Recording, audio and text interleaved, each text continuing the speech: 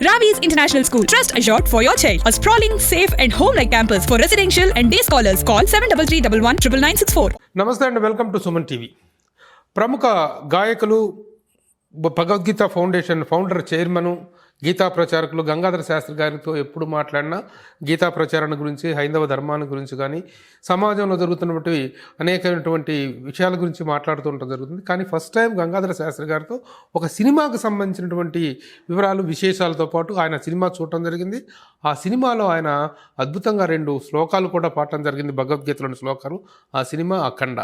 నిన్న ప్రేక్షకుల ముందుకు వచ్చినటువంటి ఈ సినిమా అద్భుత విజయాన్ని సాధిస్తుంది. అలాగే హైందవ ధర్మానికి సంబంధించినటువంటి గొప్ప వివరాలు, విశేషాలు ఆ సినిమాలో ఉండటం, దాంట్లో ఆయన పాడిన నేపథ్యంలో గంగాధర శాస్త్రి గారితో ఆ సినిమాకు సంబంధించినటువంటి ఔన్నత్యాన్ని, ఎందుకంటే ఒక సినిమాలో ఉన్నటువంటి ఔన్నత్యం గురించి మాట్లాడటం అంటే ఆ సినిమా ఎందుకు ఉద్దేశించబడింది, ఏ లక్ష్యంతో తీయబడింది అనేటువంటి వివరాలు కూడా గంగాధర శాస్త్రి గారితో మాట్లాడారు. శాస్త్రి గారు నమస్కారం. వెల్కమ్. నమస్కారం ప్రభు గారు. మిమ్మల్ని ఫస్ట్ టైం ఒక సినిమా నేపథ్యంలో ఇంటర్వ్యూ చేయటం అనేటువంటిది, నేను సినిమా జర్నలిస్ట్గా పనిచేసిన దాదాపుగా 2-3 దశాబ్దాల తర్వాత నేను 2002లో రిజైన్ చేశాను ఈనాడుకి, సితారకి.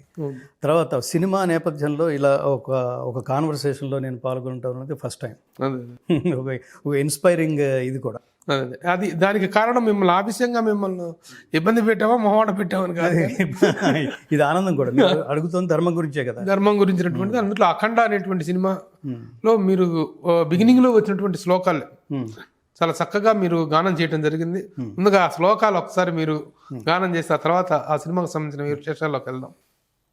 యదా యదా హి ధర్మస్య గ్లానిర్భవతి భారత అభ్యుత్థానమధర్మస్య తదాత్మానం సృజామ్యహం పరిత్రాణాయ సాధూనాం వినాశాయ చ దుష్కృతాం ధర్మ సంస్థాపనార్థాయ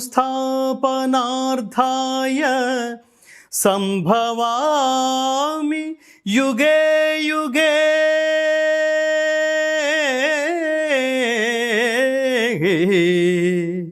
సంభవామి యుగే యుగే. తాత్పర్యం ఏమిటంటే,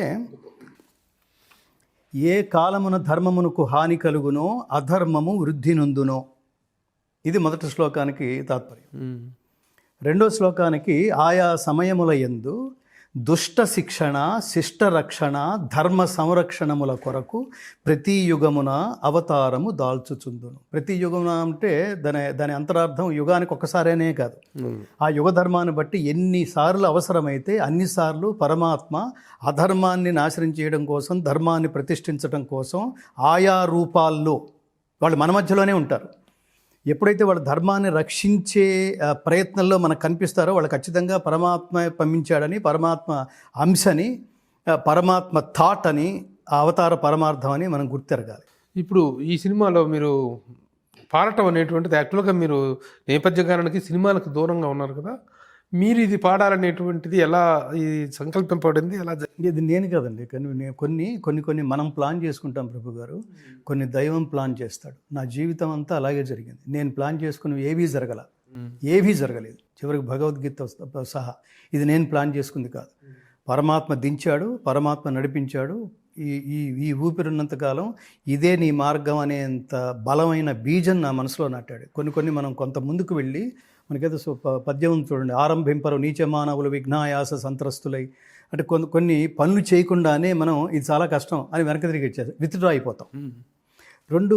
రెండో వాడు ఏం చేస్తాడంటే కొంత దూరం వెళ్ళి అబ్బో ఇంకా చాలా దూరం జర్నీ చేయాలి, అనవసరంగా ఒప్పుకున్నాను, ఇది లేనిపోయిన దగ్గర నెత్తి మీద పెట్టుకున్నాను అని ఒకడు మధ్యలోనే డిసప్పాయింట్ అయ్యి వెనక్కి వస్తాడు. ఇంకొకడు లక్ష్యం చేరేంత వరకు వాడు నిద్రపోడు. లక్ష్యం చేరిన తర్వాత దాన్ని ఇంకా నెక్స్ట్ లెవెల్లోకి తీసుకెళ్ళడానికి కూడా ప్రయత్నిస్తాడు. నన్ను పరమాత్మ ఆ స్థితిలో ఉంచాడని నేను భావిస్తాను. ఈ సినిమాకి సంబంధించి నాకు ఒక రోజు ఫోన్ వచ్చింది తమన్ నుంచి, సంగీత దర్శకుడు తమన్ గారి నుంచి. తమన్ నాకు మణిశర్మ గారి టూర్స్లో పరిచయం, దాదాపుగా 7-8 సంవత్సరాల క్రితం. అతను అప్పుడు డ్రమ్మర్గా మాత్రమే, రిథమ్ ప్లేయర్గా మాత్రమే ఉన్నాడు ఆయన. అతను చాలా ఒక తపస్వి. అంటే ఏదైనా పట్టుకుంటే ఇతను రాక్షసుడురా అని మాట్లాడతాం. రాక్షసుడు అంటే నెగిటివ్ మీనింగ్ అని కాదు. అంటే ఏ పని పట్టుకున్నాడో దాని అంతు చూసేంత వరకు వాడు వదిలిపెట్టాడు. వాడు అయితే రాక్షసుడు అవ్వాలి, లేకపోతే అర్జునుడు అవ్వాలి. ఇతను రెండు అనమాట. అతని నుంచి నాకు ఫోన్ వచ్చింది. అతను గురుభావనతో ఉంటాడు. గురుగారు, మీ గొంతు మా సినిమాలో అవసరం అన్నాడు. నేను సినిమాలకి దూరంగా ఉండటం, సినిమా నాకు ఇప్పుడు అనవసరం, నేను చాలా దూరం అయి చాలా కాలం అయిందని. గురుగారు, ఇప్పుడు మీరు ఏం చేస్తున్నారో అదే పాడతారు మీరు అన్నాడు. అంటే అయితే నేను వచ్చేస్తున్నాను. ఎప్పుడు అన్నా. ఇవాళ్లే అన్నాడు. అతను ప్రొడ్యూసర్స్, నేను వెళ్ళే టైంకి బోయపాటి శ్రీని గారు, సో వీళ్ళందరూ దర్శకులు, వీళ్ళందరూ ఉన్నారు. అక్కడికి వెళ్ళిన తర్వాత కానీ నేను ఏం పాడాలో నాకు తెలియదు. నేను వెళ్ళిన తర్వాత ఈ జంట శ్లోకాలు భగవద్గీతలో 4వ అధ్యాయం జ్ఞానయోగంలో 7-8 శ్లోకాలు. ఇవి ఎంత ముఖ్యమైన శ్లోకాలంటే, నువ్వెవరయ్యా, నువ్వేమిటి, నీకేం పని ఈ లోకంలో, నీ యాటిట్యూడ్ ఏమిటి, నీ అవతార పరమార్థం ఏమిటి, నీ తత్వం ఏమిటి అని అడిగితే అది భగవద్గీతలో ఇది బాటమ్ లైన్ అండర్లైనింగ్ ఏమంటారు తాత్పర్యం ఆఫ్ పరమాత్ముడి అవతారం. అంత కీలకమైన శ్లోకాలు నాకు ఇవ్వడం అనేది నేను ఆనందించాను. నేను ఇందుకోసం పుట్టానురా, దుష్ట శిక్షణ, శిష్ట రక్షణ, ధర్మ సంరక్షణ అని. అంటే నేను ఆనందిస్తున్నప్పుడు బోయపాటి శ్రీను గారు ఈ లోపల ఏదో టెక్నికల్ కరెక్షన్స్ కోసం అతను బయటకు వెళ్ళాడు. ఈ లోపల ఎందుకో అంటే నా వీడియోస్ అప్పటికే ఆయన చాలా చూసి ఉన్నాడు. బోయపాటి శ్రీను గారు మీకు మాకు ముత్యాల సుబ్బయ్య గారి అసిస్టెంట్గా ఉన్న రోజుల నుంచి మనకు చాలా క్లోజ్. అతను దర్శక శిఖరాగ్రానికి చేరుకున్న తర్వాత అతన్ని నేను కలవడం ఫస్ట్ టైం. అక్కడ అతను చాలా ఇప్పుడు మన ముందు మాట్లాడుతున్నప్పుడు ఏంటి చాలా అట్లా పూర్తిగా మనసంతా పరిచి అతను ఏ సంకల్పంతో ఈ సినిమాకి చేయడానికి అతను సిద్ధపడ్డాడో, అతన్ని ఇన్స్పైర్ చేసిన పాయింట్స్ ఏమిటో, అఖండ 1 నుంచి 2 జర్నీ మధ్యలో అతను ఎంత స్ట్రగుల్ ఫీల్ అయ్యాడో, దీన్ని జనాల్లోకి తీసుకెళ్ళడానికి మొనాటనస్ లేకుండా, డాక్యుమెంటరీ ఎఫెక్ట్ లేకుండా అతను ఏం చెప్పాలనుకున్నాడో, ఏ డైలాగ్స్ అయితే అతను ఇన్వాల్వ్ అయ్యి రాశానని భావించాడో, ఆ పవర్ఫుల్ డైలాగ్స్ అని నాకు సినిమా చూపించినట్టుగా 1.5 సేపు మాట్లాడాడు నాకు. సినిమా అంతా చెప్పాడు. నాకు అర్థమైంది this is a powerful film. దీన్ని అతను డెఫినెట్గా అతను ప్రొజెక్షన్లో అతను నా దృష్టిలో చాలా హైట్స్లో ఉన్నాడు. అతని సినిమాల్లో నాకు బాగా అన్ని సినిమాలు అతను బాగుంటాయి. డీటెయిల్డ్ వర్క్ చేస్తాడు అతను. బోయపాటి శ్రీను గారు నాకు ముఖ్యంగా చాలా బాగా నచ్చింది సరైనోడు అనే సినిమా. చిన్న గెస్చర్స్ కూడా అతను వదిలిపెట్టాడు, రియాక్షన్స్ వదిలిపెట్టాడు. అది నేను ఎప్పటి నుంచో ఎక్కడ కనిపిస్తే అది కాంప్లిమెంట్ ఇద్దాం, చాలా గొప్ప సినిమా చేశారు. అతనికి అల్లు అర్జున్ని చాలా అద్భుతంగా ప్రొజెక్ట్ చేశారు. నిజానికి ఆర్టిస్టులు అనే వాళ్ళకి సరైన దర్శకుడు దొరకటం అన్నది ఒక అదృష్టం.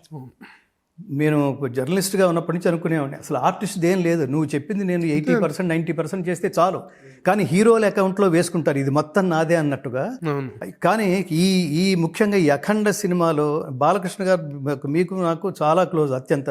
నేను వెళ్ళినప్పుడల్లా నాతో ఆయన పాటలు పాడించుకుంటుండేవాడు. శివశంకరి పద్యాలంటే అతనికి చాలా ఇష్టం, ఈ తెలుగు సాహిత్యం అంటే బాగా ఇష్టం. పద్యం కానీ, శ్లోకం కానీ, స్తోత్రం కానీ అతని గొంతులో ఒక డిఫరెంట్ టింజ్ ఉంది. అది base plus melody plus metallic voice. అది ఇండస్ట్రీలో ఎవరికి లేదు, ఏ హీరోకి అలాంటి గొంతు లేదు. అతను ఎందుకో ఓ ప్రత్యేకమైన అభిమానం. ఎన్టీ రామారావు గారు ఆయన కొడుకు, అలాంటి వారసత్వం గాత్రంలో ఇతనికి వచ్చిందని. గాత్రం అంటే శరీరం, గాత్రం అంటే గొంతు, ఆ 2 వచ్చినాయి ఇతనికి అనేది ఏదో ఉండేది. ఆ తర్వాత నేను ఈ 2 శ్లోకాలు పాడాను. తమన్ గారు తనే కూర్చుని రికార్డ్ చేశాడు. రికార్డ్ చేసిన తర్వాత, గురుగారు దీనికి ఒక ఆరా వేస్తాను, వేసిన తర్వాత ఆ సీన్ చూద్దురు కానీ అన్నాడు. ఇక్కడ నాకు యాక్చువల్గా ఛాలెంజ్ ఏంటంటే, మామూలుగా ఆయన చెప్పిన ట్యూన్ పాడేసి వెళ్ళిపోవడం అని కాదు, ఆ ట్యూన్లో ఆల్రెడీ రికార్డ్ చేసేసారు నేను పాడక ముందే. ఇప్పుడు ఆయన ఏం రికార్డ్ చేశాడో ఆ సీన్ చూసి ఆ లిప్ మూమెంట్కి తగినట్టుగా నేను ఇప్పుడు ఆ ట్యూన్ మలుచుకుని పాడాలి. అలా పాడింది. అంతా అయిన తర్వాత దాని చుట్టూతో వేసిన వైబ్స్, ఆరా, ఆ మ్యూజిక్ చూసిన తర్వాత తనకేమి ఎక్స్ట్రా యాడింగ్ ఇన్స్ట్రుమెంట్స్ ఏం లేవు, ఓన్లీ కీబోర్డ్ ఆరా. అద్భుతం చేశాడు అతను ఖచ్చితంగా ఒక తపస్వి. త్రివిక్రమ్ గారి సినిమా ఏమిటి అతను చేసింది, రాములా పాట. ఆ సినిమాలో అన్ని గొప్ప పాటలు, అంత యూత్కి ప్లస్ మెలోడీ, యూత్ వెనకిచ్చే ఆర్కెస్ట్రేషను, ఒకప్పుడు అంటే నేను హైదరాబాద్ వచ్చేంత వరకు పాటల్లో సంగీతం అనే పదమే నేను వినేవాడిని. ఈ పాటకి సంగీతం ఎలా ఉంది, ఈ పాటకి మ్యూజిక్ సిట్టింగ్స్ ఎలా ఉన్నాయి, ఇవి ఇట్లాంటి సౌండ్స్ వినేవాళ్ళం. ఇప్పుడు అసలు ఆ ట్రెండ్ మారిపోయింది. ఇప్పుడు పాటల్లో సౌండింగ్ గురించి ఆ పాట భలే సౌండింగ్ భలే ఉంది, సంగీతం మ్యూజిక్లు పోయినాయి. ఇప్పుడు సౌండింగ్ మ్యూజిక్ ప్లేస్ లో మ్యాజిక్ అదేదో ఉండాలి. అది తెలిసిన విద్వన్ మణి తను తమన్ అద్భుతంగా చేశాడు. చాలా నేను ఇంటికి వచ్చి గర్వంగా చెప్పుకోండి. ఈ పాటని చిత్రీకరించింది ఒక చైనీస్ మీద. నేను అక్కడ లిప్ సింక్ కూడా చాలా అదే చాలా కరెక్ట్గా అది చేశాడు. అతను కరెక్ట్గా చేశాడు. ఇప్పుడు ఆ చైనీస్ అతను అనగానే నాకు ఒక ఇన్సిడెంట్ గుర్తొస్తుంది. అది ఎలాంటి దాని మీద తీశాడంటే అతను చాలా పరిశోధన చేశాడు. ఈ బోయపాటి శ్రీను గారు మనకి భారతదేశాన్ని ఇతర దేశాల నుంచి దండయాత్రల పేరుతో భారతదేశాన్ని సర్వనాశనం చేయడం ఎలా, జనరల్ డయ్యర్ ఇట్లా చాలామంది మన వాళ్ళని కాల్చి చంపేసిన సంఘటనలు, వందే మాత్రం అంటే ఇప్పుడు ఈ సందర్భంగా మనం అది కూడా గుర్తు చేసుకోవాలి. బంకిం చంద్ర చటర్జీ వందే మాత్ర గేయం రాసి ఈ సంవత్సరానికి 150 ఏళ్ళు పూర్తయింది. దేశవ్యాప్తంగా సెలబ్రేషన్స్ చేసుకుంటున్నారు. ఈ నేపథ్యంలో ఈ దేశాన్ని పరిపాలిస్తూ దాష్టీకం చేస్తూ ఆ రకంగా రాక్షస పరిపాలన చేస్తున్న ఏమంటాం మనం ఆంగ్లేయులు ఇక్కడున్న వాళ్ళందరూ వాళ్ళ ప్రభుత్వాలకు ఉత్తరాలు రాస్తుండేవాళ్ళు.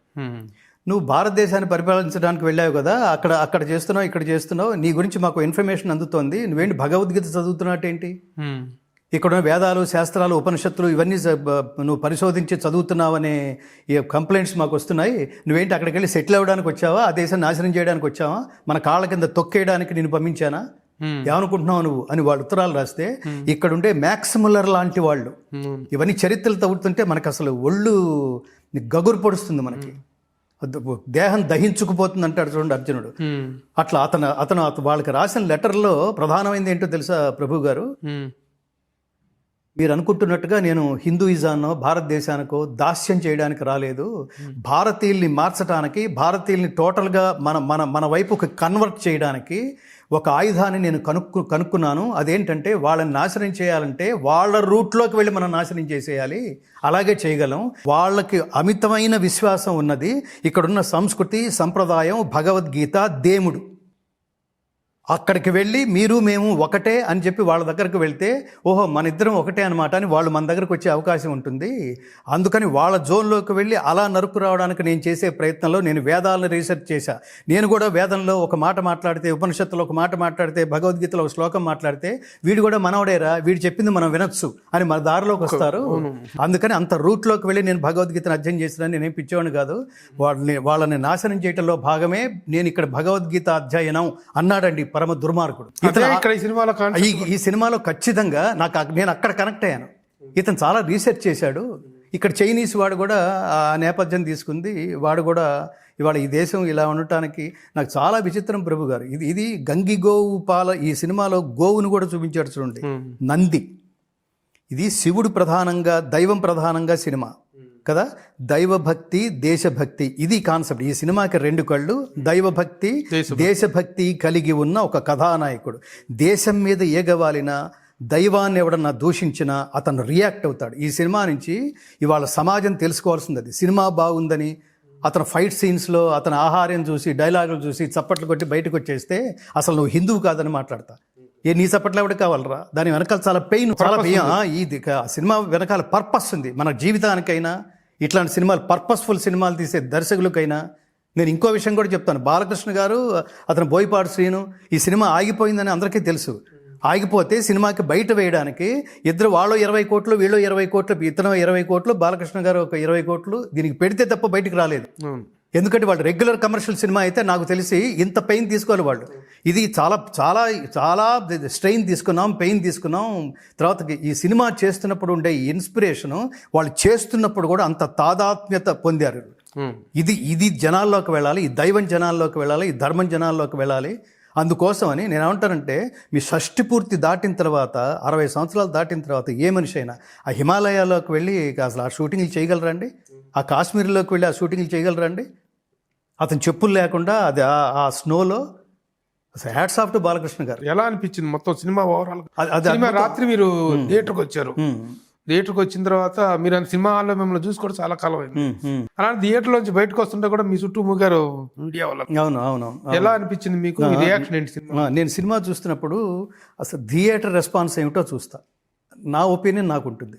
నేను సినిమాని రివ్యూ చేయటము, రేటింగ్ కోసమో, నేను సినిమా రేటింగ్ విషయంలో కూడా నేను ఏదో డిసప్పాయింట్ అయ్యా.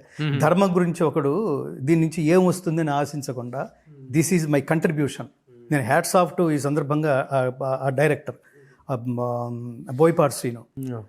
ఈ సినిమా నుంచి ఏమొస్తుంది, ఇది సినిమా కాదు, సినిమా తీసి డబ్బు సంపాదించడం అనే లక్ష్యంతో తీసింది కాదు. డబ్బు అది వెనకాల వస్తే వస్తుంది, పోతే పోతుంది, దాన్ని మనం ఖచ్చితంగా ప్లాన్ చేసుకోలేం. కానీ what is my contribution towards this nation అని అనుకోకపోతే ఇట్లాంటి సినిమా తీలేరండి. ఇలాంటి సినిమా పైగా రెండవది, సినిమా చూస్తున్నంతసేపు నా కళ్ళ ముందు కలిగిందండి. బాలకృష్ణ గారిలో మోడీ కనిపించారు. మోడీని చూస్తున్నంతసేపు, బాలకృష్ణ గారిలో చూస్తున్నంతసేపు నేను మోడీ గారిని గుర్తు చేసుకున్నా. మోడీ గుర్తొస్తున్నంతసేపు నేను సినిమా బయటకు వచ్చిన తర్వాత కూడా మోడీ టువర్డ్స్ బాలకృష్ణ, మోడీ బాలకృష్ణ. అసలు అంటే అతని జీవితాన్ని ఈ రూపం వేసి ప్రొజెక్ట్ చేశాడా? ఎందుకంటే దేశ రక్షణ ఇతని జీవిత జయం కూడా. ఆల్రెడీ మోడీ క్యారెక్టర్ ఒకటి ఉంది అందులో. అవును. ఓకే. కానీ ఆ హైందవ ధర్మ పరిరక్షణ అనేటువంటి ఒక లక్ష్యం వైపు కనుక మనం తీసుకున్నట్లయితే మీరు చెప్పినట్టుగా మోడీ, నేను అదే ఆలోచిస్తాను. ఇప్పుడు నేను వెళ్తున్న మార్గంలో ఈ సినిమాలో 2 పాటలు ఉన్నాయి, అందులో ఒక ఐటమ్ సాంగ్ ఉంది, దీనికోసం వెళ్ళను కదా. సో నేను చూస్తున్నప్పుడు ఆడియన్స్ని కూడా దృష్టిలో పెట్టుకుంది, ఎక్కడెక్కడ వీళ్ళు స్పందిస్తున్నారు. రెండోది, నా పర్సెప్షన్ వేరుగా ఉంటుంది. నా పక్కనే అర్చన నా భార్య కూర్చునింది, నా పక్కనే వేణు నా బ్రదర్ కూర్చున్నాడు, ఇటు పక్క నా స్నేహితులు ఉన్నారు, డాక్టర్స్ ఉన్నారు, పొలిటీషియన్స్ ఉన్నారు, నా రో అంతా అలా ఉన్నారు. అసలు వీళ్ళందరూ రియాక్షన్ ఏమిటంటే వాళ్ళు అసలు ఏమంటారు, వివశులు అయిపోయి వాళ్ళు చప్పట్లు కొడుతున్నారు. బాలకృష్ణ గారి డైలాగ్స్కి చప్పట్లు కొడుతున్నారు. రెండవది, జనరల్గా నేను అబ్జర్వ్ చేసేది ఏంటంటే, ఈ యాక్షన్ సీన్స్ ఉంటాయి, హీరో కొడుతుంటాడు విలన్ని, కొడుతుంటే మ్యాక్సిమం సాధారణమైన ఆడియన్ రియాక్షన్ ఎలా ఉంటుందంటే, వాడు కొడుతుంటే అలా అంటుంటాం మన ఎమోషన్ అక్కడితో కట్ అయిపోతుంది. ఈ సినిమాలో నెక్స్ట్ లెవెల్కి వెళ్ళి బాలకృష్ణ గారు అట్లా రొమ్ము విరుచుకుని స్ట్రైట్గా నరుక్కుంటూ వెళ్ళిపోతుంటే, అధర్మాన్ని నరుకుతున్నాడు, సంభవామి యుగే, అది అక్కడ క్యారెక్టర్. త్రిశూలం ఆ మెడ చుట్టూ తిరుగుతూ వాళ్ళని నరుక్కుంటూ అట్లా వెళ్ళిపోతుంటే రొమ్ము విరుచుకుని అక్కడ లేచి నిలబడి జనాలు అసలు ఎమోషన్కి ఫీల్ అయ్యి వాళ్ళు అరవటం అన్నది, ఒక ఇంజన్లకి ఏదో పాటలకి డ్యాన్సులు చేస్తారు, ఇంకో డైలాగ్కి అరుస్తారు. ఇట్లాంటి యాక్షన్ సీన్స్కి అరవటం అన్నది నేను రేరెస్ట్గా చూసింది ప్రభు. అట్లా క్యారెక్టర్లో నేనేమంటానంటే, హీరో తను చేసే పాత్రతో తాదాత్మ్యత చెంది నటించకపోతే ఆడియన్స్ అంత తాదాత్మ్యత చెందరు. వీళ్ళంత చెందారు అంటే ఆయన ఇన్వాల్వ్మెంట్ ఏంటి, ఇతని పర్ఫెక్షన్ ఏమిటి. నేను ఈ సందర్భంగా కాంప్లిమెంట్ ఇస్తాను ప్రభు గారు. బాలకృష్ణ గారికి బోయపాటి శ్రీను దొరకటం అన్నది ఆయన అదృష్టం కూడా కాదు, ఆయన యోగం.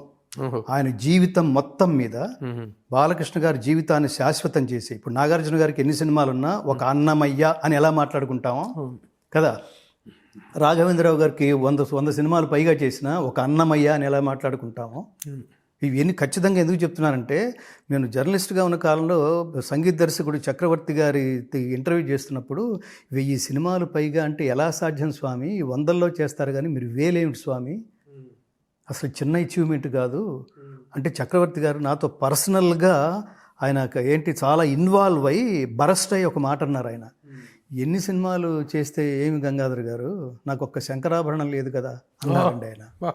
ఇప్పుడు మాట్లాడుతున్నా అంటే అంతటి వాళ్ళకి అలా అనిపిస్తుంది. ఎన్ని కమర్షియల్ సినిమాలు చేస్తే ఏమిటి, ఒక శాస్త్రీయత, ఒక వాల్యూస్, దాని మాతృక, దాని పునాది ఏమిటంటే సంగీతానికి శాస్త్రీయ సంగీతం పునాది. అట్లాంటి సినిమా నాకు లేదు కదా అని ఫీల్ అయ్యాడు. బాలకృష్ణ గారి జీవితంలో జీవితం మొత్తం ఒక త్రాసులో చూస్తే జీవితం మొత్తం ఒక ఎత్తు, ఈ అఖండ ఒక ఎత్తు. రెండోది పర్పస్ పరంగా రెండవది ఏంటంటే, ఆయన తప్ప ఈ క్యారెక్టర్కి ఖచ్చితంగా నేను కృష్ణ సిద్ధాంతంలో ఉన్నవాడిని. నాకు నమే ద్వేష్యోస్తి న ప్రియ, ఒకరిని మెచ్చుకుంటున్నానంటే ఇంకొకరిని తోలనాడో తక్కువ చేసో లక్ష్యంతో నేను మెచ్చుకోను. అతను తప్ప there is no replacement for Balakrishna garu and his performance. అలాంటి వాడు ఇతనికి దొరకటం బోయపాటి శ్రీను గారు అదృష్టం, ఇద్దరికి. అతను లేకపోతే ఇప్పుడు మనం ఈ ఈ జనరేషన్లో ఉన్న యూత్ని తీసుకుంటే, యూత్ హీరోస్ని తీసుకుంటే నాకు ఒక్కోసారి అనిపిస్తుంటుంది, ఒక సబ్జెక్ట్ తీసుకుంటే ఆ సబ్జెక్ట్కి ఈ నలుగురు హీరోల్లో ఏ హీరోతో అయినా ఆ సబ్జెక్ట్ చేసేయచ్చు. నలుగురు ఒకలాగే అందరూ పెర్ఫార్మర్స్, అందరూ జనరల్ క్యారెక్టర్ లాగా దీనికి ఇతనే అని లేదు. కానీ ఈ క్యారెక్టర్కి ఓన్లీ బాలకృష్ణ గారు ఆ డైలాగ్ కానీ, ఆ పెర్ఫార్మెన్స్ కానీ, ఆ రూపం కానీ. రెండోది నేను ఇంకా చూసింది ఏంటంటే, నేను ఈ సందర్భంగా కాంప్లిమెంట్ ఇస్తున్నాను ఈ బోయపాటి శ్రీను గారికి. బోయపాటి శ్రీను గారు ఈజ్ ది బెస్ట్. అసలు ఒక్కొక్క ఆర్టిస్ట్లో వీళ్ళు ప్లస్లు ఏమిటి, మైనస్లు ఏమిటి, వీక్నెస్లు ఏమిటి, స్ట్రెంగ్స్ ఏమిటి, దేన్ని ఎలివేట్ చేయొచ్చు, వాళ్ళ మీద కూలంకషంగా అధ్యయనం చేసి వాళ్ళని మౌల్డ్ చేసి వాళ్ళని కంట్రోల్ చేయగలిగే దమ్ము సామర్థ్యం కూడా ఉండాలి. అందరూ డైరెక్టర్స్గా అది ఉండదు. ఇది చెప్తే ఆయన ఏమైనా అనుకుంటాడేమో, 4 టేకులు తీసుకున్న తర్వాత 5వ టేక్ గురుగారు అది కాదు, అది కొంచెం, ఎందుకంటే అవును అంతటి బాలకృష్ణ గారిని కూడా, ఎందుకంటే కొన్ని సందర్భాల్లో యాక్షన్లో 2 రకాలు ఉంటాయండి, ఓవర్ ప్లే, అండర్ ప్లే. అది ఉంటాయి. ఆ ఓవర్ ప్లే, అండర్ ప్లే మధ్య ఒక రకమైనటువంటి బ్యాలెన్స్ మెయింటైన్ చేయాలి. అది బాలకృష్ణ లాంటి ఒక ఇమోషనల్ యాక్టర్ దగ్గర సాధ్యం కాదు, అందరూ చెప్పలేరు. అవును, కంట్రోల్ బాలకృష్ణ ఇది కరెక్ట్. ఈ బోయపాటి దగ్గర ఉంది. అది నేను ఎక్కడ చూశానంటే, మీరు అఖండ 1లో బాలకృష్ణ గారు తమిళ్ ఎదురుకుండా ఆపోజిట్లో ఒక తమిళ్ ఆర్టిస్ట్ ఎవరో ఉన్నారు, అతను తమిళ్ ఆర్టిస్ట్,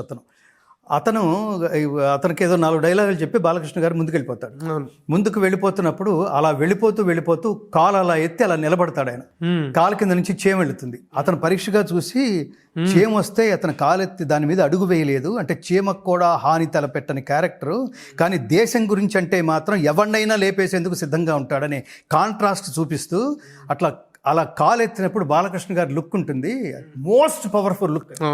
అందులో ఒక ఆధ్యాత్మికం, ఒక పవిత్రత, అసలు అది ఊహించలేము ప్రభు గారు. అలా చూస్తాడు.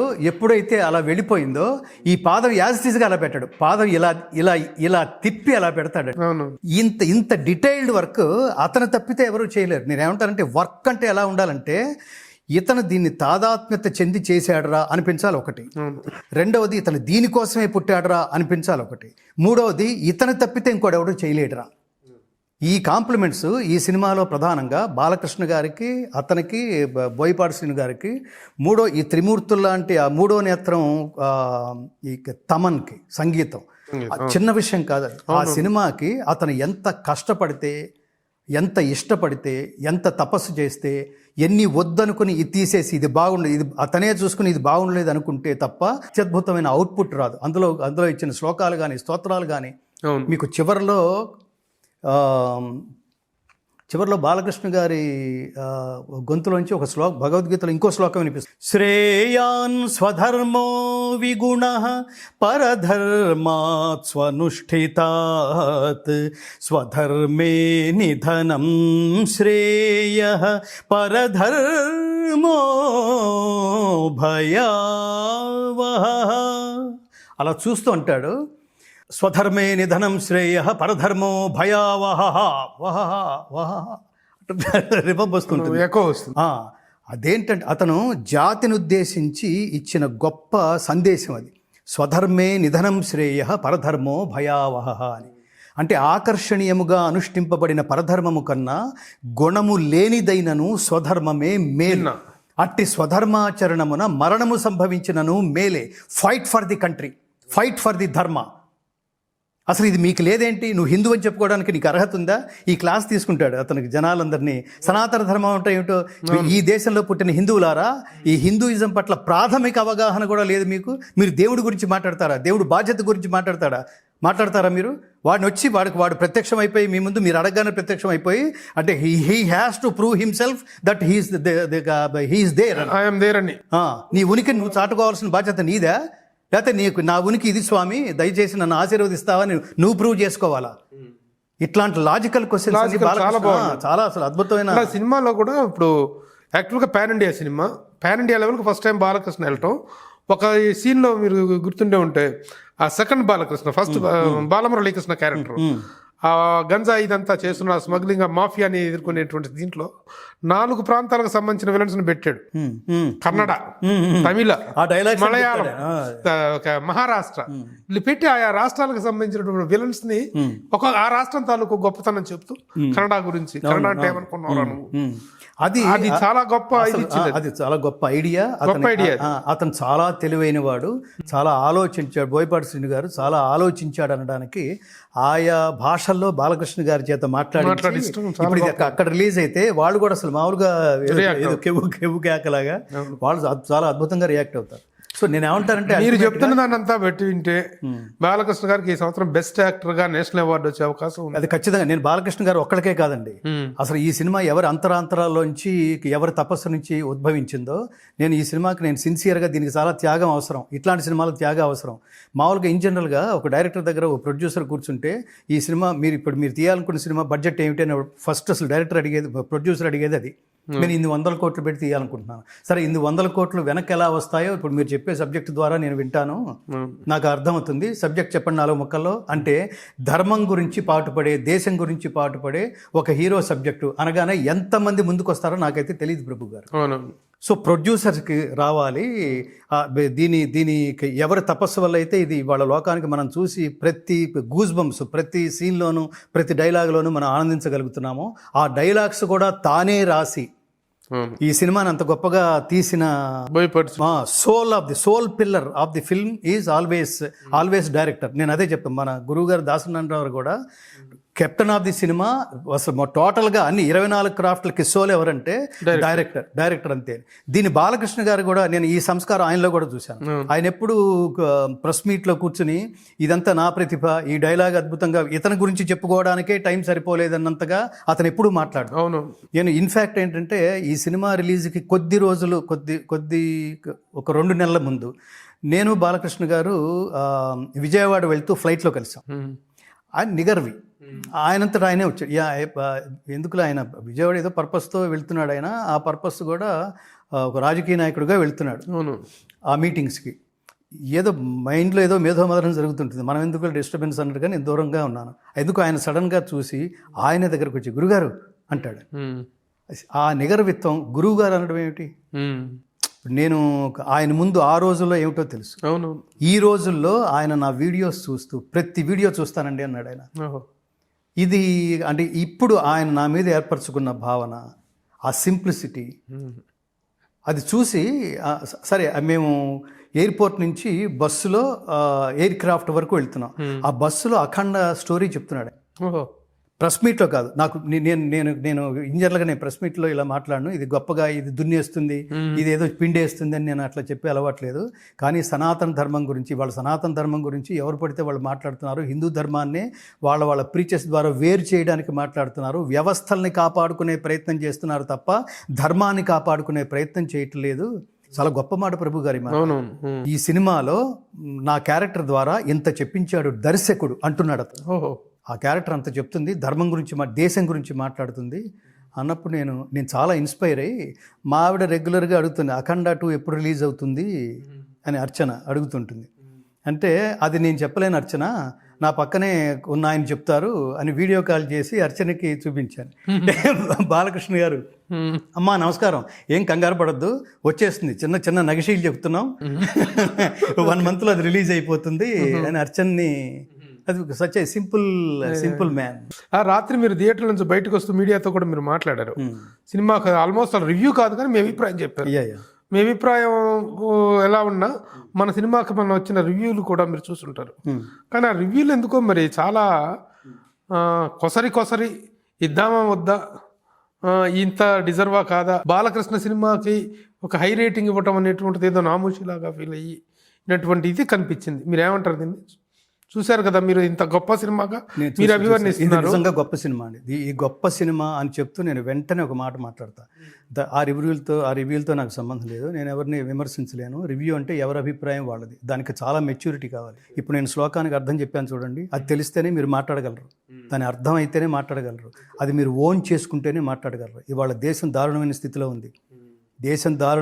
ఉంది. ధర్మాన్ని కాపాడడానికి ఒకడు జీవితాన్ని కూడా పణంగా పెట్టేశాడన్న మాట అనే సంఘటనలు ఏమంటారు ప్రపంచవ్యాప్తంగా ఆ రియాక్షన్స్ని మోడీ గారు ఎదుర్కొంటున్నారు ఇవాళ. ప్రధానమంత్రి స్థానంలో కూర్చొని. ఇప్పుడు ఆ మధ్యన చైనాగా రష్యా వెళ్తే రష్యానా చైనానా ఆ టైంలో ఈ ఇంటెలిజెన్స్ వర్గాల నుంచి మోడీ గారికి చాలా ప్రమాదం ఉంది అంటే ఆయన హోటల్ నుంచి ఆయన్ని రక్షించే ప్రయత్నంలో పుతిన్ సక్సెస్ అయ్యాడు.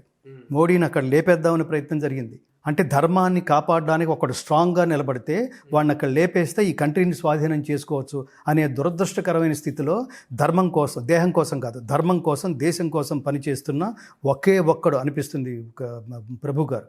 ఈ దేశంలో ఉన్న హిందువులందరూ నిద్రపోతున్నారు, జస్ట్ బొట్లు పెట్టుకుని తిరిగేస్తున్నారు, జస్ట్ గుళ్ళకు వెళ్తున్నారు, కొబ్బరికాయలు కొడుతున్నారు, నైవేద్యాలు సమర్పిస్తున్నారు, హుండీలో డబ్బులు వేస్తున్నారు. నువ్వు హిందువు అంటే హిందువే అంటున్నారు. హిందువని ఎలా ప్రూవ్ చేసుకోగలరంటే ఒక్కడు మాట్లాడు. నేను మళ్ళీ నేను ఏమంటానంటే శాస్త్రేణ జామితా నాస్తి, శాస్త్రానికి విసుగు లేదు. ఇది నేను చాలామందితో చెప్పాను, మీకు కూడా చెప్పుంటాను. నేను మళ్ళీ చెప్తున్నాను. ఈ దేశంలో నువ్వు హిందువా అని అడిగి మరీ చంపేస్తే 26 మంది టూరిస్టులని ఒక్క హిందువు కూడా రోడ్డు మీదకి రాలేదు. ఇన్ జనరల్గానే మనం అనేస్తాం, మన భార్యని అర్చన నిన్నంటే నన్నన్నట్టే అని నేను నా భార్యతో అంటా. ఒరే తేజు నిన్నంటే నన్నన్నట్టే, నాన్న నిన్నంటే నన్నన్నట్టే అని నా బిడ్డ అంటాడు. ఇది మాట వరుసగా మనం అంటున్నాం, సీరియస్గానే అంటున్నాం ఆ మాట. మరి హిందువా అని అడిగి వాడిని చంపేస్తే హిందువు అని పేరు పెట్టంటే ప్రతి హిందువుని అన్నట్టే అని ప్రతి హిందువు భావించాలి కదా ప్రభు గారు. ఇది లాజిక్ కాదా? ఇది ఎందుకు భావించట్లేదు అంటే ఇదంతా డ్రామా అన్నమాట. సిన్సియర్లీ యు ఆర్ నాట్ ఏమంటారు, మీరు హిందువుగా పెరగలేదు. మేము ఆశిస్తుంది ఏంటంటే ఈ దేశంలో హిందువుగా పుట్టినవాడు ప్రతివాడు చెప్పుకోవడానికి హిందువుగా కాదు, ఆచరణాత్మక హిందువులుగా వాళ్ళు ఎదగాలి. ప్రాక్టీసింగ్ హిందూస్ కావాలి. అప్పుడు కానీ ఈ దేశం రక్షించబడదు, ఈ దేశానికి పూర్వ వైభవం రాదు. నేను వాళ్ళతో చెప్పింది ఈ రేటింగులు ఇవి కాదు. మీరు దయచేసి మంచి సినిమాకి తపస్సు చేయాలండి. మంచి సినిమా చూడడానికి ఇవాళ దరిద్రపు సినిమాలు, దరిద్రపు డ్రెస్సులు, దరిద్రపు పాటలు, జస్ట్ సినిమా అనేది జస్ట్ ఎంటర్టైన్మెంట్ కాదు ప్రభు గారు. ఇది ఒకవేళ ఎంటర్టైన్మెంట్ అనుకుంటే this is not a just entertainment film, this is best entertainment film. దీన్ని సినిమా అని అతనికి తెలియదా? బోయపాటి శ్రీనికి తెలియదా? దాన్ని ఎంటర్టైన్మెంట్ అనే హోమియోపతి పిల్లాగా దానిపైన స్వీట్ కోటింగ్ ఇస్తూ అందులోంచి ధర్మాన్ని ప్రపంచానికి అందించడం కోసం ఒక సాక్రిఫైజేషన్, అతని మీద చాలా ఒత్తిళ్ళు ఉంటాయి. ఇట్లా హిందూయిజాన్ని ప్రొజెక్ట్ చేస్తే ఈ దేశంలో హిందూ అని చెప్పుకోవడానికి మనం భయపడతాం, పిరికితనం ఉంది. అందుకని ఈ రేటింగ్లు నేను అన్నాను, దయచేసి మీ ఛానల్ ముఖతః ఈ భారతదేశంలో పుట్టిన ప్రతి ఒక్కటి నేను ఫస్ట్ రిక్వెస్ట్ చేస్తుంది ఏంటంటే ఈ సినిమా భారతదేశంలో ఉన్న ప్రతి భాషలోనూ అనువదించబడి రిలీజ్ కావాలి ఫస్ట్. రెండవది, దయచేసి మీరు మీ కుటుంబంతో వెళ్ళాలి. ముఖ్యంగా మీరు మీ బిడ్డలతో వెళ్ళండి. సనాతన ధర్మం అంటే ఏమిటి, భక్తి అంటే ఏమిటి, దేశభక్తి అంటే ఏమిటి. అపి స్వర్ణమయీ లంక నమే లక్ష్మణ రోచతే జననీ జన్మభూమిశ్చ స్వర్గాదపి గరీయసి. రాముడు చెప్పాడు దేశభక్తి అంటే ఏంటో. మొదట ప్రపంచానికి చెప్పిన దైవం శ్రీరాముడు. ఎక్కడికంటే లంకలో అడుగు పెట్టినప్పుడు లంక ఎంత అద్భుతంగా ఉందన్నా, ఏంటిది అసలు, ఇది ఎంత వండర్గా ఉంది అని 4 డైలాగులు చెప్పేశాడు లక్ష్మణుడు. వెంటనే రాముడు అన్నాడు, నీకు అలా ఉందేమో, నాకు అలా లేదు. నాకేమనిపిస్తుంది తెలుసా, జనని జన్మభూమి, మాతృభూమి మాతృమూర్తి, 2 స్వర్గం కంటే గొప్పవి అర్జున.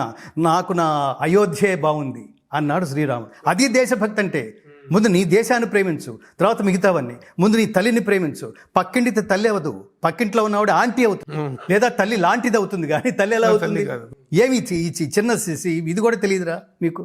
రివ్యూస్ ఇచ్చేసి రేటింగ్లు ఇచ్చేసి నేనేదో తీర్పు ఇవ్వగలిగే స్థానంలో ఉన్నాను అనుకుంటే మనం ఎన్ని చూసి వచ్చాం ప్రభు. ఇది ఏమంటారంటే హర్ట్ చేయకపోవడం ఇది కాదు.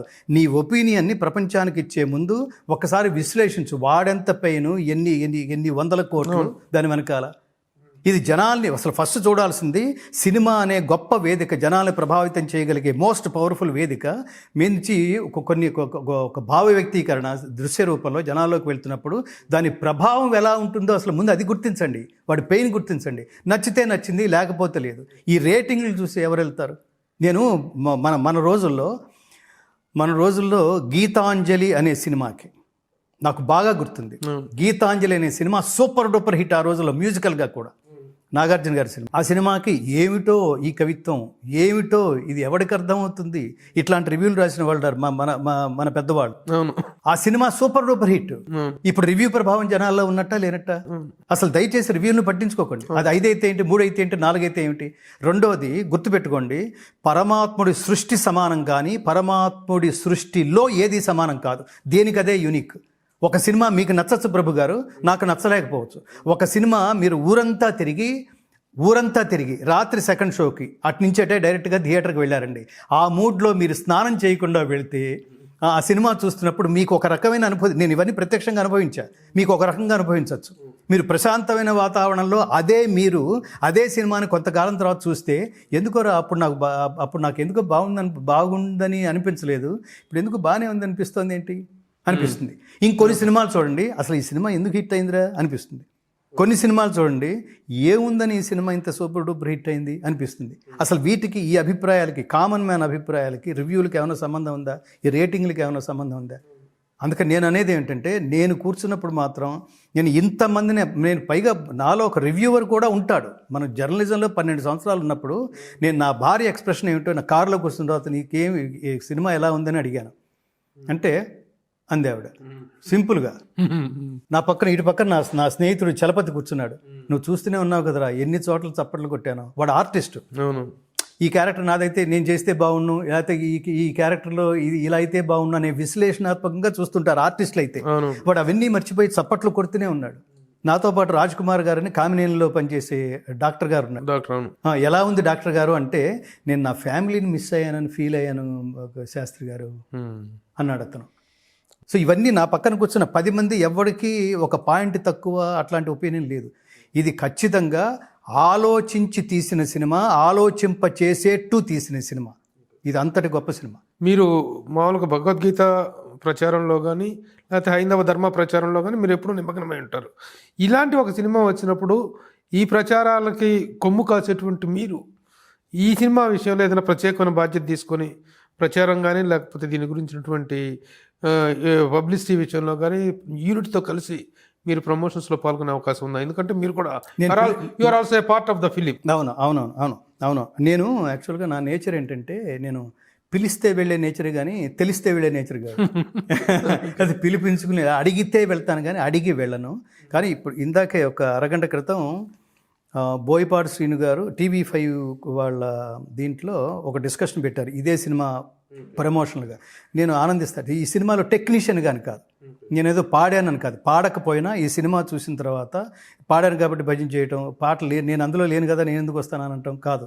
ఎందుకంటే ఈ వేదిక మీద నేను ఎందుకు కనిపించాలని అనుకుంటానంటే, నా వేదికల మీద నేను చేసే భగవద్గీత రూపంలో ధర్మ ప్రచారం కొన్ని లక్షల మందికి మాత్రమే చేరుతుంది. ఇవాళ ఛానల్స్ ఇలాంటి వాళ్ళందరూ ఉన్నారు కాబట్టి. అదే ఇట్లాంటి వేదిక, సినిమా అనే వేదిక మీద కనుక నేను మాట్లాడితే, అక్కడ మాట్లాడినా ఇక్కడ మాట్లాడినా అదే భగవద్గీత, అదే ధర్మం.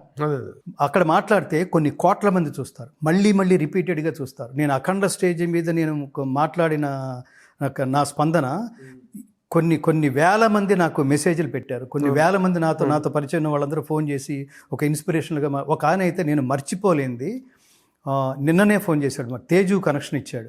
ఒక ఆయన నీతో చాలా ఆర్తిగా ఉన్నాడు నాన్న, మాట్లాడాలనుకుంటున్నారు అంటే ఇవ్వండి అని. ఆయన పేరు ఏదో సంథింగ్, ఏదో చక్రవర్తి సంథింగ్. ఆయన ఫోన్ చేస్తే ఒక మాట అన్నాడు, గురువుగారు నేను క్యాన్సర్ పేషెంట్ని, నేను ఆత్మహత్య చేసుకోవాలనుకున్నాను, క్యాన్సర్తోనే చచ్చిపోయాడు అని నేను ఈ స్ట్రగుల్ నేను భరించలేక, ఈ పేరు నేను తెచ్చుకోవడం ఇష్టం లేక ఆత్మహత్య చేసుకుని చచ్చిపోయాడు అన్నా కూడా నాకు ఎందుకో బాగుంది అనిపించి నేను ఆత్మహత్య చేసుకోవడానికి సిద్ధపడ్డాను గురువుగారు. అఖండ స్టేజ్ మీద మీరు మాట్లాడిన మాటలు, ఆ తర్వాత కంటిన్యూస్గా మీ వీడియోస్ అన్నీ చూశాను, ఎవరు ఈయనని వీడియోస్ అన్నీ చూశాను. నేను ఇప్పుడు ఆత్మహత్య నుంచి విరమించుకున్నాను గురువుగారు. నేను before I leave this earth I have to do something for the nation, for the society, for my sake also. నేను చచ్చిపోయిన తర్వాత ఊరికే పోకూడదు. బతికున్న కాలంలో నేను ఏదో ఒకటి సాధించి చచ్చిపోతే, నేను చచ్చిపోయిన తర్వాత కూడా జనాలు వీడు దీనికోసమే పుట్టాడు అని మీరన్నట్టుగా జనాలు నా గురించి మాట్లాడతారు. చాలా కృతజ్ఞతలు గురువుగారు. I want to give you some donation also. ముందు అసలు మీరు సంపూర్ణ ఆరోగ్యవంతుడై మీరు బయటికి రండి, మన ఫౌండేషన్ ఆఫీసులో మనం కలుసుకుందాం అంటే నాకు ఇప్పుడు పూర్తిగా క్యూర్ అయ్యే దశలో ఉంది గురువుగారు. మీరు చెప్పినట్టుగా నేను భగవద్గీత నమ్ముకున్నాను, నేను రోజు భగవద్గీత చదువుతున్నాను. ఇప్పుడు దైవమే నాకు శరణ్యం. ఈ ప్రభావం డెఫినెట్గా ఉంటుంది. సో ఈ ప్రమోషన్లో భాగంగానే ఇప్పుడు మన ఇద్దరికి ఎంత పరిచయం ఉన్నా, ఇప్పుడు సినిమా అయితే జనరల్ సినిమాలు అయితే మీరు నన్ను అడిగి ఉండేవాళ్ళు కాదు. ఇప్పుడు దీనికి ఇవాళ యాక్చువల్గా 4-5 కార్యక్రమాలు పెట్టుకున్నాను నేను. ఇప్పుడు ఇవాళ నేను 4 గంటలకి కలుస్తాను అనగానే నేను వెంటనే నో అని చెప్పలేదు కదా మీకు. ఆ ఇంట్రెస్ట్ అట్లా ఎవరు పిలిచినా దీనికి సంబంధించి ఇంకో 4-5 ఛానల్స్ వాళ్ళు కూడా అడిగారు. నేను ఖచ్చితంగా ఈ భగవద్గీత ద్వారా, ఎందుకంటే ఇది నా సబ్జెక్ట్ భగవద్గీత అని కాదు, అఖండ సినిమా కూడా నా సినిమానే, నా సబ్జెక్ట్ సినిమానే. అక్కడి నుంచే ప్రారంభమైంది. నేను ఆ కీలకమైన సన్నివేశంలో ఉన్నానని నేను చాలా ఆనందపడతాను. సో భారతదేశాన్ని కొట్టాలంటే అసలు ఆ సినిమాలో చాలా గొప్ప డైలాగ్ ఉంది.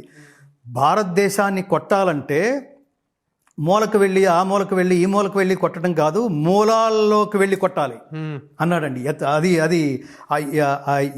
దీన్ని కొంత పరిశోధించిన తర్వాత నేను తయారు చేసుకున్న డైలాగ్ గురువు గారు అని బోయపాటి శ్రీని చెప్తుంటే, ఏం డైలాగ్ అది, అక్కడ బాంబులేసి ఇక్కడ బాంబులేసి కాదు, రూట్కి వెళ్ళి కొట్టేయాలి, ఆ రూటే వీళ్ళు నమ్మే దైవం భగవద్గీత.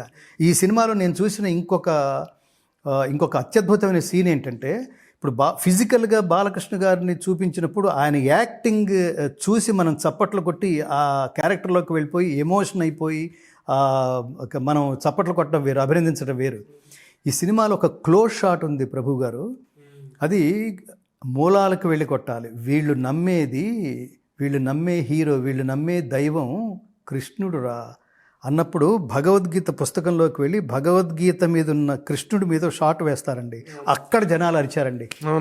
కృష్ణుడి మీద షాట్ వేస్తే జస్ట్ బొమ్మ, నిజంగా బొమ్మ అది. ఎంత అసలు ఈ దేశం అంటేనే కృష్ణుడు అండి. ఆయన కృష్ణం వందే జగద్గురుం, యూనివర్సల్ టీచర్. ఆయన చెప్పిన మాటలే ఇవాళకి ప్రపంచంలో ఎక్స్పైరీ డేట్లైన.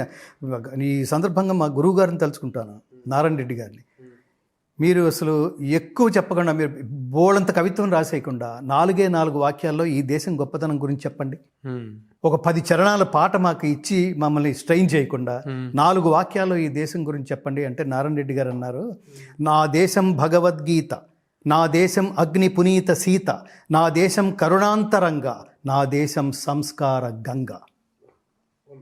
ఇది భారతదేశం. అట్లాగే ఈ సందర్భంగా ఈ ఇంటర్వ్యూని కంక్లూడ్ చేస్తూ, మ్యాక్స్ ముల్లర్ అణుపరీక్ష జరిగినప్పుడు ఆ విస్ఫోటనాన్ని ఇదిని చూసి చాలా గొప్పగా చెప్పాడని మీరు ఆ సందర్భం దాని తాలూకు చెప్పరా ఒకసారి? చెప్తాను. అతను మ్యాక్స్ ముల్లర్ కాదు, sorry, open hammer, Robert open hammer. ఈ స్టోరీ, ఈ చరిత్ర అందరూ తెలుసుకోవాలి. ఈ దేశం గొప్పతనం గురించి తెలుసుకోవడానికి ఈ దేశంలో ఉన్న వాళ్ళు చెప్తే పెరటి చెట్టు వైద్యానికి పనికిరాదన్నట్టు, ఈ దేశంలో పుట్టాడు కాబట్టి వివేకానంద్ అంటున్నాడు రా, ఈ దేశంలో పుట్టాడు కాబట్టి రామకృష్ణ పరమహంస గొప్పవాడు అంటున్నారు రా. కాదు, ఈ దేశం గొప్పది అన్నవాళ్ళు Edwin Arnold, Max Muller, Oppenheimer, Warren Hastings, Einstein, Aldous Huxley, David Frawley. వీళ్ళన్నారు భగవద్గీత లేకపోతే ప్రపంచ వాంగ్మయం పరిపూర్ణమైనట్టు కాదు. మా ఇన్స్పిరేషన్స్ అన్నీ భగవద్గీతే.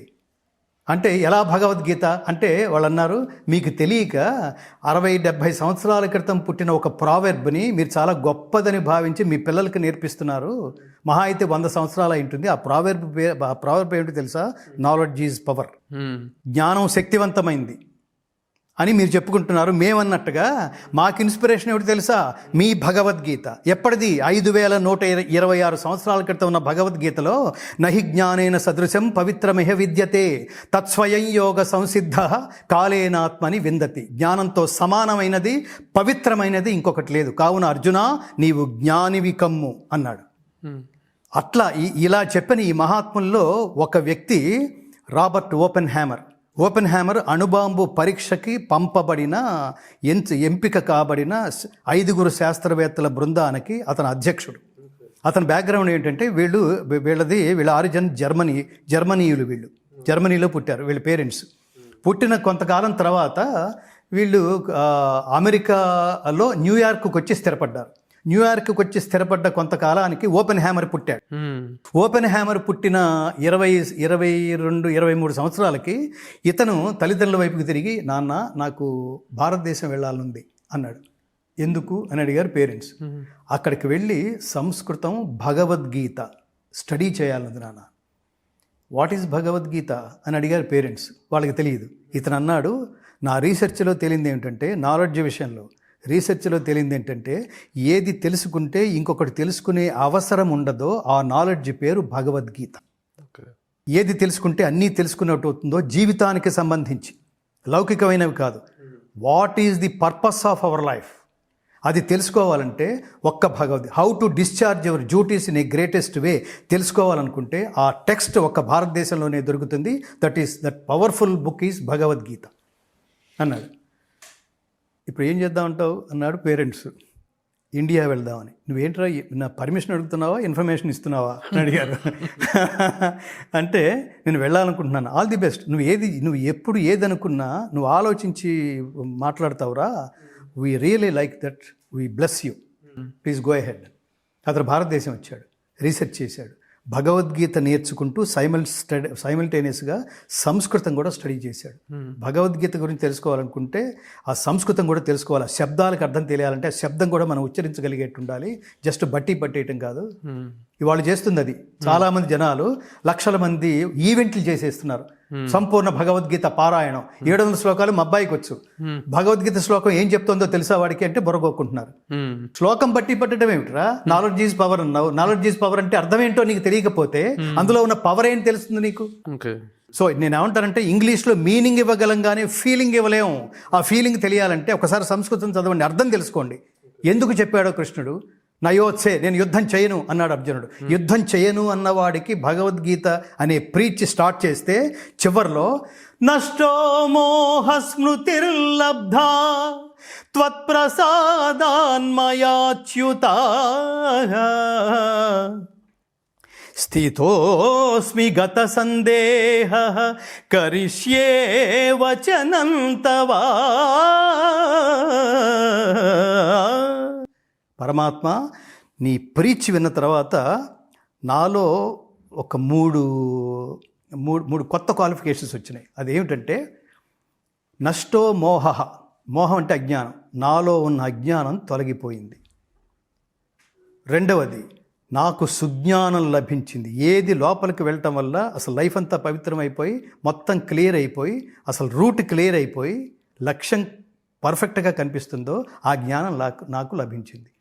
మూడోది, త్వత్ప్రసాదాన్మయ స్థితోస్మి గత సందేహ, నాకు జీవితానికి సంబంధించిన డౌట్స్ అన్నీ పోయినాయి. భగవద్గీత ఎవరికి చదివినా ఈ మూడు, అజ్ఞానం పోతుంది, జ్ఞానం వస్తుంది, డౌట్స్ ఏమన్నా ఉంటే పోతాయి. ఏ డౌట్స్ ఉన్నా జీవితానికి సంబంధించి. ఇవన్నీ అతను ఉదాహరణగా చెప్తూ దీని లోతులు తెలుసుకోవడానికి భారతదేశం వెళుతున్నానని చెప్పి భారతదేశం వచ్చి ఇదంతా స్టడీ చేసి అమెరికా వచ్చాడు. అమెరికా వచ్చిన కొంతకాలం తర్వాత he has appointed as the chairman for అణుబాంబు టెస్ట్, న్యూక్లియర్ టెస్ట్. అది ఎక్కడ జరిగిందంటే, ఎప్పుడు జరిగిందంటే 1945 జూలై 16వ తేదీన అమెరికాలో న్యూ మెక్సికో అనే ప్రాంతంలో ఆల్మగార్డో అనే ఎడారిలో జరిగింది. ఈ 5 శాస్త్రవేత్తల బృందం వెళ్ళి అరేంజ్మెంట్స్ అన్నీ అయినాయి. చాలా దూరంలో బైనాక్యులర్స్ పెట్టుకుని చాలా దూరంలో కూర్చున్నారు. కౌంట్ డౌన్ స్టార్ట్ అవబోతోంది. ఇప్పుడు ఆ వీళ్ళు బైనాక్యులర్స్ నుంచి చూడాలి. కొండల మధ్యలో ఉన్న అది ఎడారిలో జరిగింది. చాలా దూరం నుంచి చూస్తున్నారు. ఆ చూసే ముందు, ట్రిగ్గర్ నొక్కే ముందు ఒక్కొక్కడికి ఒక్కొక్క భావోద్వేగం. అసలు ఇది సక్సెస్ అవుతుందా, ఫెయిల్ అవుతుందా? సక్సెస్ అయితే ఓకే, మనిషి ఎక్కడికైనా వెళ్ళిపోగలరు. అది మామూలు టెస్ట్ కాదు అది. సక్సెస్ కాకపోతే మళ్ళీ బిగినింగ్ నుంచి స్టార్ట్ అవ్వాలి. కానీ భగవద్గీత మనకి చెప్పింది డిసప్పాయింట్ అవ్వద్దు. భగవద్గీత మనకి ఏమని చెప్తుందంటే, నువ్వు తపస్సు చేస్తే భగవంతుడు ప్రత్యక్షం కాలేదు అంటే దాని అర్థం నేను 10 years నుంచి చేస్తున్నాను రా, దేవుడు ప్రత్యక్షం కాల, దేవుడు లేడురా అని వచ్చి స్టేట్మెంట్ ఇవ్వద్దు. వాడికి ఏదో క్యాస్ట్ ఫీలింగ్ ఉందిరా, వాడికి ఏదో క్యాస్ట్ ఫీలింగ్ ఉంది అందుకే నాకు ప్రత్యక్షం కాలేదు, ఇది కాదు అర్థం. తపస్సు చేస్తే దేవుడు ప్రత్యక్షం కాలేదంటే అర్థం ఏమిటంటే, దేవుడు ప్రత్యక్షమయ్యేంత ఇంటెన్సిటీతో నువ్వు తపస్సు చేయలేదని అర్థం. Increase your intensity. చదువులో అయినా ఏ విషయంలో అయినా చెప్పు త్వరగా. కౌంట్ డౌన్ స్టార్ట్ అయిపోతుంది. ఒక్కొక్కళ్ళు ఒక్కొక్క భావోద్వేగం, చాలా టెన్స్గా ఉన్నారు. కౌంట్ డౌన్ స్టార్ట్ అయిపోతుంది. 5, 4, 3, 2, 1 స్టార్ట్.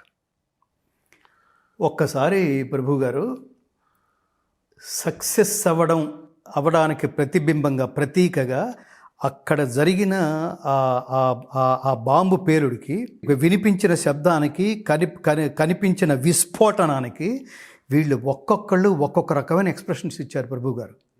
అసలు ఆ ఎమోషన్ కంట్రోల్ చేసుకోలేక ఒకడు గాల్లో ఎగురుతూ ఏడ్చేస్తున్నాడు, వాడు గాల్లో ఎగురుతూ అసలు సంబంధం లేని భాష ఓ ఓ ఓ ఓ అని అరుస్తున్నాడు ఒకడు. ఇంకొకడు కింద పడి కొట్టుకుంటున్నాడు ఒకడు, వీ హ్యావ్ సక్సీడెడ్ అని. ఇంకొకడు యురేకా అని గంతులేస్తున్నాడు.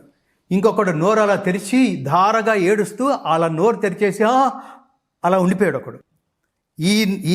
ఈ ఐదుగురిలో ఓపెన్ హ్యామర్ మాత్రం దివిసూర్య సహస్రస్య భవేద్ యుగపదుద్ధిత యది భా సదృశీ సా స్యాత్ భాసస్థస్య మహాత్మనః మహాత్మనః మహాత్మనః అంటున్నాడు.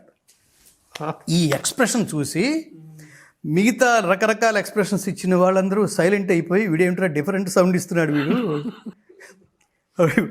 ఏంట్రా అంత లెంగ్తీ ఎక్స్ప్రెషన్ ఇచ్చేమేంటి, యురేకాతో ఆగిపోయాం మేము, ఇంత చదివావు ఏమిట్రా, ఏమి చదివావు ఏంటి, వాట్ డస్ ఇట్ మీన్ అని అడిగారు. అప్పుడు ఇతను ఏమని చెప్పాడో తెలుసా ప్రభు గారు, ఇప్పుడు మనం విన్న ఆ విస్ఫోటనానికి, ఆ శబ్దానికి తాత్పర్యం చెప్పగలిగే ప్రపంచ వాంగ్మయంలో ఈ శబ్దానికి సరిపోలే భావం ఒక్క భారతీయ వాంగ్మయంలోనే, ఒక్క హిందూ స్క్రిప్చర్లోనే భగవద్గీతలో 11వ అధ్యాయంలో 12వ శ్లోకం చెబుతోంది. దీని తాత్పర్యం ఏమిటంటే అని వాళ్ళకి వివరించారు. ఆ తాత్పర్యం ఏమిటంటే, ఆకాశమున వేల కొలది సూర్యులు ఏకకాలమున ప్రకాశించగా ఏర్పడు కాంతితో ఆ విశ్వరూపమును పోల్చవచ్చును అని సంజయుడు ధృతరాష్ట్రుడికి చెప్తున్నాడు. యుద్ధానికి ముందు కృష్ణుడు విశ్వరూపం చూపిస్తే అర్జునుడు ఏం ఫీల్ అయ్యాడో వ్యాసుడు ఇచ్చిన దివ్య దృష్టితో ఇతను కూడా దర్శించి అది అంతగా ఉంది, ఖచ్చితంగా దాన్ని పోలినట్టుగా ఇప్పుడు నేను చూస్తున్న ఇది కనిపిస్తోంది, నాకు ఇప్పుడు అది గుర్తొస్తోంది, ఇంకేం గుర్తు రావట్లేదు అన్నాడు ఓపెన్ హ్యామర్. ఈ టెస్ట్ జరిగిన ప్లేస్లో ఒక స్తూపం కట్టారు. ఈ స్తూపం మీద ఈ శ్లోకం రాయబడి ఉంది ప్రభు గారు. ఆ శ్లోకం దగ్గరున్న ఆ ఫలకం మీద ఆ టెస్ట్కి పేరు పెట్టాడు ఇతను ఓపెన్ హ్యామర్. ఇతను పెట్టిన పేరు ఏమిటి తెలుసా, ట్రినిటీ టెస్ట్. ట్రినిటీ అంటే త్రిమూర్త్యాత్మకము. ఇంకా ప్రపంచంలో వాడికి ఎక్కడి నుంచి తీసుకున్నాడంటే భారతదేశం నుంచే. నేను ఏమంటానంటే, మీరు ఐఫోన్ కావాలంటే అమెరికా నుంచి తెచ్చుకోండి, మీకు ఏదైనా బెస్ట్ కారు ఏమైనా కావాలంటే జర్మనీ నుంచి తెచ్చుకోండి, లౌకికంగా ఇంకోటి ఏదైనా కావాలంటే ఇంకో దేశం నుంచి తెచ్చుకోండి. జ్ఞానం కావాలంటే ప్రపంచమంతా ఒక్క దేశానికి రావాల్సిందే. That is my country, that is our country, అది మేరా భారత్ మహాన్. వెల్ సెడ్ గంగాధర్ గారు, థ్యాంక్ యూ వెరీ మచ్. అద్భుతం. మీతో ఎప్పుడు మాట్లాడినా కదా ఒక అద్భుతమైనటువంటి ఆధ్యాత్మిక ప్రపంచంలో, ఒక ధార్మిక ప్రపంచంలో ఓలలాడిపోతుంటాం. మీ ఇంటర్వ్యూలు ఎప్పుడు మేము చేసినా సరే ఒక కొత్త అనుభూతి, ఒక కొత్త రకమైనటువంటి దివ్యానుభూతి కలుగుతుంటుంది. Thank you. ముఖ్యంగా అఖండ నేపథ్యంలో మీ ఇంటర్వ్యూ కావాలనడం, సినిమాలకు దూరంగా ఏంటంటే మన ఇద్దరం కూడా, మీరు కూడా మంచిని, ధర్మాన్ని, ఈ మంచి ఎఫర్ట్స్ని మెచ్చుకునే క్యారెక్టర్ కాబట్టి మనం అందరం కూడా ఈ సుమన్ టీవీ అనే గొప్ప వాల్యూస్ని ప్రపంచానికి అందించే గొప్ప వేదిక నుంచి ప్రజల్ని, ప్రపంచాన్ని, ప్రేక్షకుల్ని కోరుకుందాం. దయచేసి ఈ సినిమాకి ఈ ధర్మం బేస్డ్గా రూపొందిన ఈ సినిమాని, ఎంటర్టైన్మెంట్ కూడా ఇందులో ఎక్కడ మిస్ అవ్వలేదు. ఈ సినిమాని దయచేసి ఘన విజయం చేకూర్చండి. ఇలాంటి సినిమాలు ఎక్కువ రావాలని కోరుకోండి. ప్రస్తుతం చాలా దురదృష్టకరమైన స్థితిలో ఉన్న అనేక సమస్యలను ఎదుర్కొంటున్న భారతదేశంలో జరుగుతున్న ఈ సమస్యలకి కాంటెంపరీగా ఈ సినిమా చాలా గొప్ప దర్పణం పడుతుంది. మన బాధ్యత కూడా ఏమిటో గుర్తు చేస్తుంది. అందుకని ఇట్లాంటి సినిమాని హిట్ చేయండి దయచేసి, ఫ్యామిలీతో వెళ్ళి. నేను మళ్ళీ చూడాలని కూడా అనుకుంటున్నాను. Very good. నేను కూడా ఒక మాట చెప్పాను ఇవాళ మార్నింగ్ రివ్యూలో చెప్పేటప్పుడు, పైన శివయ్య, కింద బాలయ్య, మధ్యలో బోయపాటి సీనయ్య. ఎందుకంటే అతనే కదా ఒక ఆధ్యాత్మికత లేకపోతే నిజంగా ఇది రెగ్యులర్ కమర్షియల్ సినిమా చేసినట్టు కాదు. అవును, ఈ ముగ్గురిని మళ్ళీ కూడా అభినందిద్దాం. వాళ్ళు తామే అదయి వాళ్ళు ప్రాణం పెట్టి చేసినట్టుగా మనకి బాలకృష్ణ గారు అలాగే కనిపిస్తారు, బోయపాటి శ్రీని గారు అలాగే కనిపిస్తారు, ఈ తమన్ గారు అలాగే కనిపిస్తారు. ఏదో చేసేసాం, ఏదో డబ్బు తీసేసుకున్నాం, అసలు కాదది. నాకేమనిపిస్తుంది అంటే, అతను చేసిన మిగతా సినిమాలన్నీ ఒక ఎత్తు, ముఖ్యంగా ఈ తమన్ ఇంటి పేరు ఏంటి తెలుసా, ఘంటసాల గారి. ఇప్పుడు నేను లేటెస్ట్గా అసలు ముందు ఆ ఘంటసాల అనేది చెరిపేసి ఇతను నందమూరి తమన్ అని పిలవాలని అనిపిస్తుంది. ఇతను ఆ ఫ్యామిలీలో చేరిపోయి నందమూరి అన్నారు కదా అన్నమాట. బాలకృష్ణ గారు అన్నారు నందమూరి అన్నారు.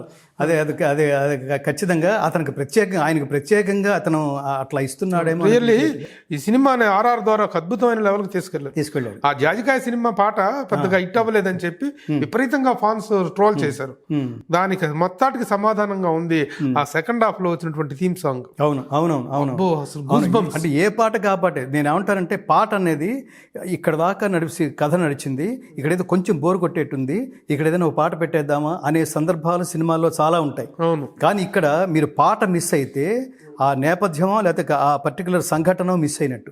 సో ఆ పాటల్లో కూడా అది జొప్పించి అలా చేయడం అనేది, ఇందులో ప్రతి డైలాగు విలువైంది, ప్రతి స్వరం విలువైంది, ఆ క్యారెక్టర్కి సంబంధించిన ప్రతి గెస్చర్ విలువైంది, ప్రతి ఎక్స్ప్రెషన్ విలువైంది, ప్రతి శ్లోకం విలువైంది. ఆయన శివుడి గురించి, బాలకృష్ణ గారు శివుడి గురించి చెప్తుంటే, మహావీర హంవీర హేమాద్రి ధీర ధరాజాత సౌమిత్రి సంవేశితాత్మ మహాత్మా హనుమా అంటున్నప్పుడు అసలు ఆ వెనకాల రివర్బ్, అతను మామూలు వాడు కాదండి.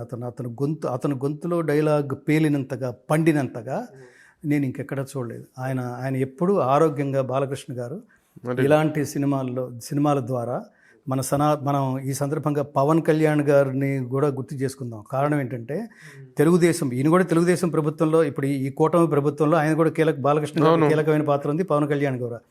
వీళ్ళు సనాతన ధర్మం అన్నారు, సనాతన ధర్మాన్ని ఆయన అన్నారు, ఈయన ఈ సినిమా ద్వారా కూడా చూపించారు. వీళ్ళ ద్వారా మన తెలుగు రాష్ట్రాల్లో ముఖ్యంగా సనాతన ధర్మ ప్రచారానికి వీళ్ళు కంకణబద్ధులై, సినిమాకే పరిమితం కాకుండా, పవన్ కళ్యాణ్ గారు ఒక వేదిక మీద ఉపన్యాసానికి అది పరిమితం కాకుండా, సనాతన ధర్మ పరిరక్షణ నిమగ్నులై, ధర్మ కంకణబద్ధులై ఎంతోమందిని ఇన్వాల్వ్ చేసుకుంటూ దీన్ని కాపాడే ప్రయత్నం చేయండి.